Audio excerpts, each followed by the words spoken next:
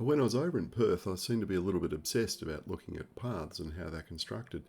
And there's a good reason for that. And that is that I noticed the astonishing difference in the quality and the quantity of paths between Perth and Sydney. Perth now has a very good principal shared path network, and it's not only good in terms of distance, but it's really good in terms of quality. I mean, the quality of the paths over there just blows away just about everything you can find in Sydney. And here's a classic example around the Bay Run. This bit of path was built in two stages about 10 years ago, and each stage, if I remember, cost about $50,000. And the council made an absolute mess of it. The path around here is shocking, and 10 years old, and it's falling to bits, and it already needs to be dug up and completely replaced end to end. Now, I think part of that is because they screwed up the drainage, and when they redid the drainage, they allowed heavy trucks to drive along here, and they've just completely wrecked it. But the thing is, I saw a lot of trucks using the shared paths in Perth as well, because they used for maintainers to get access to the railway lines and things like that. And none of those paths showed the wear and tear that this path is, which makes me suspect that it just has absolutely minimal foundations.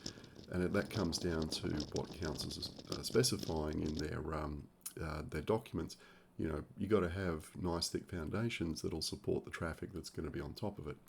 And that's why I went out and videoed so many foundations to get an idea of what they were putting down, the quantity of material in terms of the thickness, and then what they did with it. How many times did they roll it? What sort of rollers did they use to roll it? What did they finish it with? Blah, blah, blah. So we could come back and hopefully show this to some councils and say, this is the kind of foundations you need to lay down if you want to have a path which is going to last for 50 years or more. We go back to that Bay Run path, which is now the Inner West Council's responsibility, and they're going to have to spend another $100,000 or more tearing up what's there and replacing it, because it's just deteriorated so badly. It's going to be unusable in a couple of years, and that's such a shame. It's such a waste of ratepayers' money. So, I guess either councillors and council staff could watch these videos and learn something from it, or we need to stick them on a plane next year and send them over to Perth on a junket, and they can just go to places like this and watch how paths are constructed properly.